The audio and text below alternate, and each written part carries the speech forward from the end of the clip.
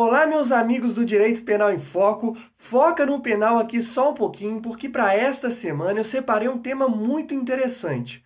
O que é que os filmes te ensinaram errado?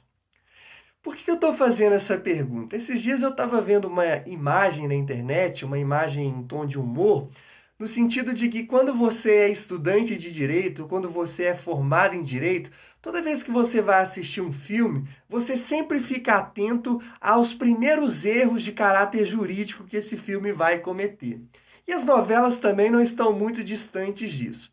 Vamos dar um exemplo para a situação ficar mais clara. Imagine aquelas situações, aqueles filmes que abordam um contexto em que há ali um julgamento pelo tribunal do júri, o famoso júri popular. Não sei se os amigos sabem, mas o júri, o tribunal do júri, ele tem a função constitucional de julgar os crimes dolosos contra a vida. O mais conhecido deles é o homicídio, mas há outros, como por exemplo o crime de aborto, desde que haja realmente essa intenção de ceifar a vida de outra pessoa. Pois bem, nesses filmes e nessas novelas é muito comum aparecer aquela situação de o sujeito, seja ele o vilão ou o mocinho, está sendo ali julgado, e aí tudo indica que no caso do vilão ele será absolvido, ou no caso do mocinho tudo indica que será condenado. Só que aí, no último instante, no último momento, aparece aquela prova cabal, aquela prova que vai fazer desmoronar toda aquela crença de que o indivíduo era ou culpado ou que era inocente. E aí vamos supor, o sujeito está prestes a ser condenado, aparece aquela prova, uma filmagem, por exemplo, que mostra que ele nem estava no local dos fatos no momento em que o crime ocorreu. Estava em outra cidade, estava em outro estado, estava em outro país. Só para ficar mais fácil da gente verificar. Um exemplo ajuda a visualizar melhor a questão. Só que aí a questão é, será que isso pode acontecer? Será que no último momento do julgamento pode surgir uma prova que faça o resultado daquele julgamento mudar completamente de cenário? Meus amigos, a resposta é não. O Código de Processo Penal, no seu artigo 479, ele determina que no julgamento não vai ser permitida a leitura de documentos ou exibição de objetos que não tiverem sido juntados no processo, que não foram apresentados no processo, com antecedência mínima de 3 dias ao julgamento. Ou seja, essa prova cabal, essa prova irrefutável, ainda que seja muito valiosa, ela não pode aparecer lá no último momento, durante a sessão de julgamento.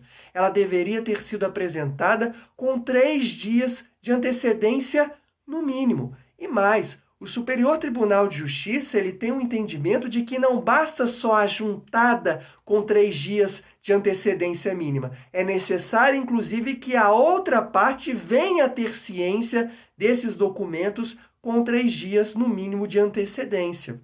E por que isso acontece?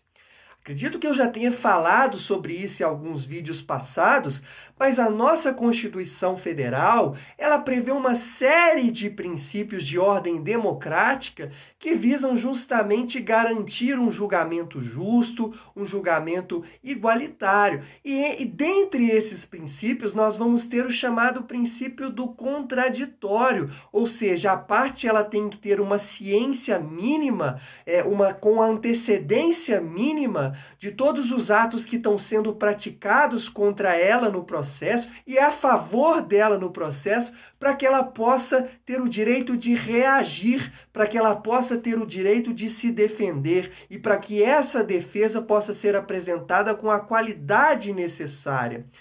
E dentro também do processo penal, especificamente, nós temos o princípio da paridade de armas, ou seja, as partes elas têm que agir em condições de igualdade. Não pode ter uma relação desleal no processo penal, porque isso pode trazer diversos prejuízos, muitas vezes irreparáveis. Então, mesmo que seja para absolver o indivíduo, ele não pode apresentar o documento, não pode apresentar o objeto que prove a sua inocência, desrespeitando esse limite mínimo, esse limite temporal mínimo de 3 dias, porque isso geraria um desequilíbrio. A acusação ficaria sem ter o que fazer, né? Ficaria realmente de mãos atadas. E ela não teria como contestar isso.